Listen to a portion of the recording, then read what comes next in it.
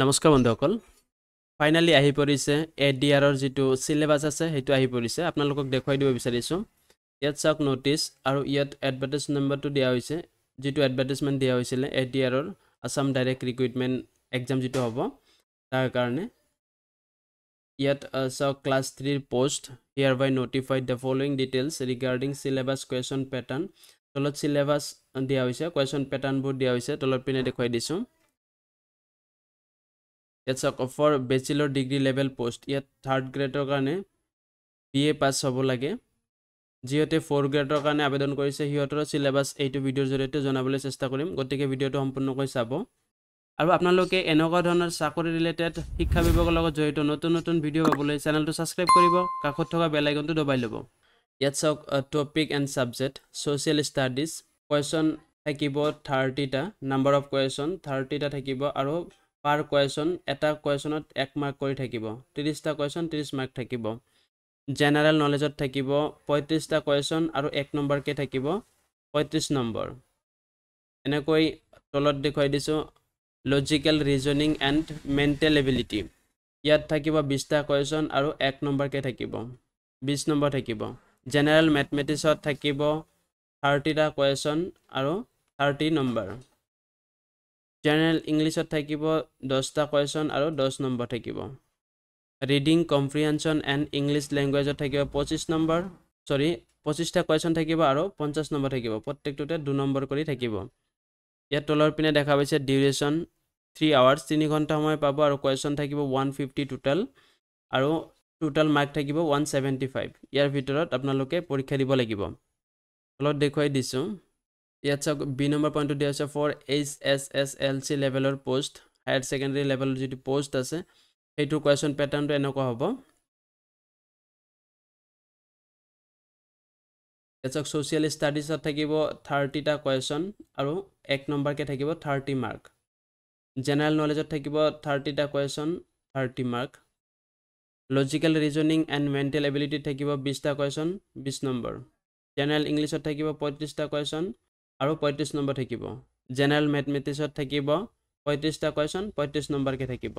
এনেকৈ টোটাল থাকিব 3 ঘণ্টা কোৱেশ্চন থাকিব 150 আৰু টোটাল মাৰ্ক থাকিব 150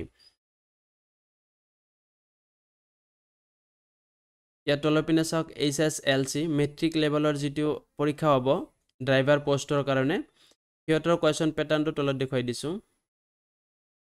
আচ্ছা 1 নম্বৰ দিছে সোশ্যাল ষ্টাডি থাকিব 20 নম্বৰ থাকিব 20 টা কোৱেশ্চন থাকিব আৰু 20 নম্বৰ থাকিব জেনাৰেল নলেজত থাকিব 30 টা কোৱেশ্চন আৰু 30 number logical reasoning and mental ability থাকিব 20 টা কোৱেশ্চন আৰু 20 নম্বৰ জেনাৰেল ইংলিশত থাকিব 30 টা কোৱেশ্চন আৰু 30 নম্বৰ জেনাৰেল ম্যাথমেটিক্সত থাকিব 30 টা কোৱেশ্চন আৰু 30 নম্বৰ road transportত থাকিব 20 টা কোৱেশ্চন আৰু 20 নম্বৰ যেহেতু ড্ৰাইভিংৰ কাৰণে এটো পৰীক্ষা হৈ আছে সেইকাৰণে road transportৰ কাৰণে 20 নম্বৰ থাকিব road transportৰ তাৰমানে গাড়ী চলাবলৈ কি সাৱধানতা ল'ব লাগে আপোনালোকে গুগলত সাৰ্চ কৰিব road transport সিলেবাস বুলি মাৰি দিব আপোনালোকে যি কিটা কন্টেন্ট পায় সেই কিটা কন্টেন্ট পঢ়ি ল'ব বা আপোনালোকে যেতিয়া ড্ৰাইভিং লাইসেন্স বনাবলৈ গৈছিলে তেতিয়া আপোনালোকক এটা ম্যানুয়াল বা পঢ়িবলৈ এটা টেক্সট বুক দিয়া হৈছিল সেই টেক্সট বুকত বহুতখিনি কথা থাকে আপোনালোকে হেইটো ফলো কৰিলেও মোটামুটি লাভ হ'ব এনেকৈ তলৰ পিনে চাওক 3 ঘণ্টা সময় থাকিব কোৱেশ্চন থাকিব 150 আৰু টোটাল মাৰ্ক থাকিব 150 ইয়াৰ ঠিক তলত 1 নম্বৰত দেখা পাইছে the question paper in each level will consist of multiple choice question MCQ প্ৰশ্ন হ'ব এটা কোৱেশ্চনৰে 4টা উত্তৰ থাকিব তাৰ পৰা শুদ্ধ উত্তৰটো নিৰ্বাচন কৰিব লাগিব আৰু তলৰ পিনে দিয়া হৈছে চাওক আৰু প্ৰত্যেকটো সাবজেক্টৰ কাৰণে ডিফাৰেন্ট টপিক থাকিব আৰু কোৱেশ্চন থাকিব 150 আপুনি ওপৰতো কৈ দিছে যিবোৰ পইণ্ট দৰকাৰী আছে এবোৰ জনাই আছো মই ইয়াত চাওক 3 নম্বৰ পইণ্টটো দিয়া হৈছে there will be negative marking for wrong answers যদি আপোনালোকে ভুল উত্তৰ কৰিছে তেনেহলে আপোনালোকে 4টা ভুল উত্তৰ কৰিলে এটা নম্বৰ কাট খাব নেগেটিভ মাৰ্কিং আছে সাবধানে পৰীক্ষা দিব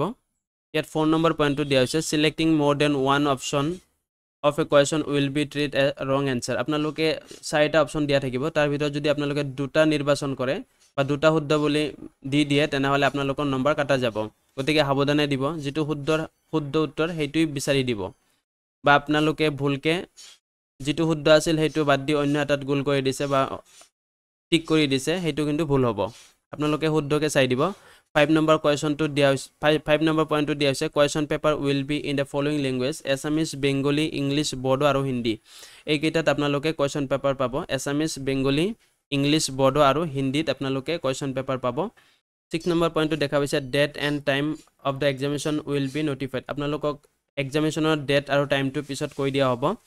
আপোনালোকে যদি এতিয়া মোৰ চেনেলটো ছাবস্ক্ৰাইব কৰা নাই অনুগ্ৰহ কৰি ছাবস্ক্ৰাইব কৰি ল'ব আৰু কাষত থকা বেল আইকনটো দবাই ল'ব এতিয়া আপোনালোকক দেখুৱাই দিব বিচাৰিছোঁ গ্ৰেড 4 ৰ সিলেবাসটো ইয়াত আপোনালোকে চাবলৈ পাইছে এডভাৰটাইজ নম্বৰটো ইয়াত দিয়া হৈছে গ্ৰেড 4 ৰ কাৰণে চাওক আপোনালোকে আৰু ইয়াত দুটা ক্যাটাগৰীত এপ্লাই লোৱা হৈছিল class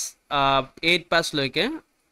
read up to class 8 পাছ লৈকে এটা ক্যাটাগৰী আৰু এটা ক্যাটাগৰী হ'ল ক্লাছ 10 পাছ লৈকে আৰু লগতে ট্ৰেড আছিলে ইহঁতৰ